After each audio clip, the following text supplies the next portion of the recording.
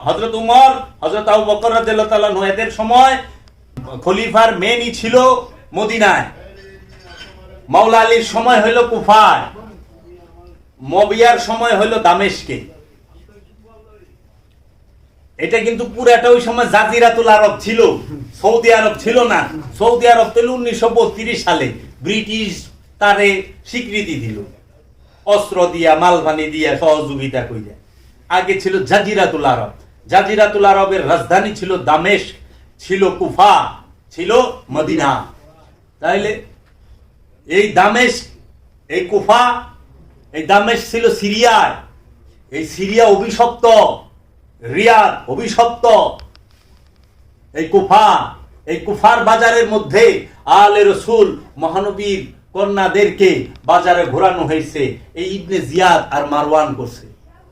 এই ইবনে জিয়াদ আর মারওয়ান সমস্ত কুফার বাজারে আলে রসুল মাওলা আলীর সন্তানদেরকে, মা ফাতেমাতুজ জাহরার মেয়েদেরকে বাজারের মধ্যে উটের পিঠে চড়ায় এক রশিতে বাইন্দা ঘোরাইছে।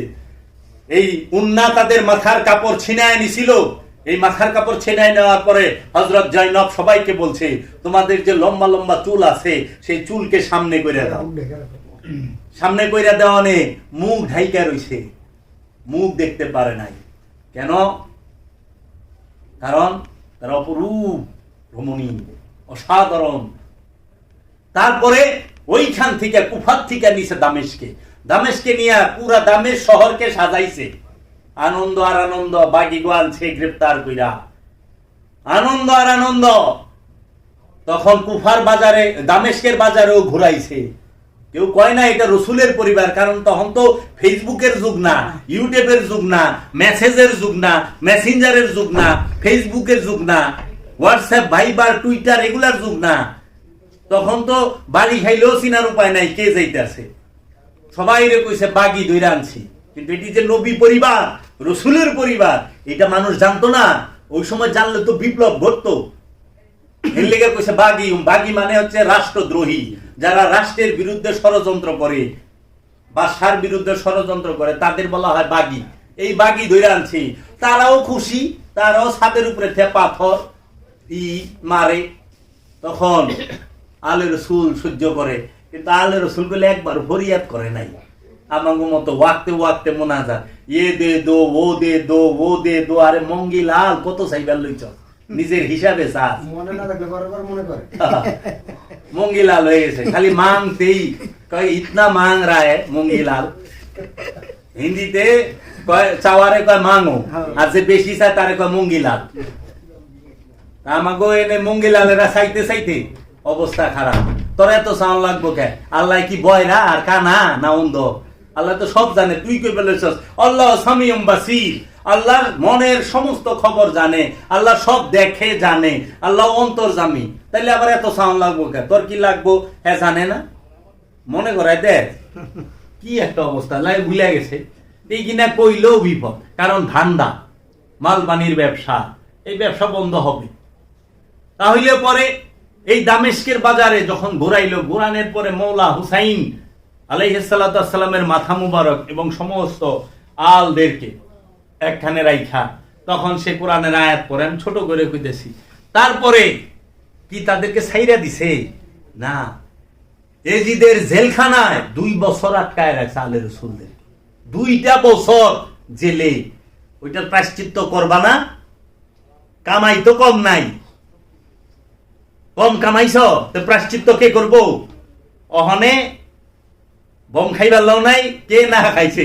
কুফালারাও খাইছে, সিরিয়াও খাইছে, আরবে পেদানি খাইতে খাইতে শেষ। খাইবার লও নাই, অভিশাপ বুঝা যায় না। এখন ওই সম থেকে 2 বছর জেলে বন্দি করে রাখছে।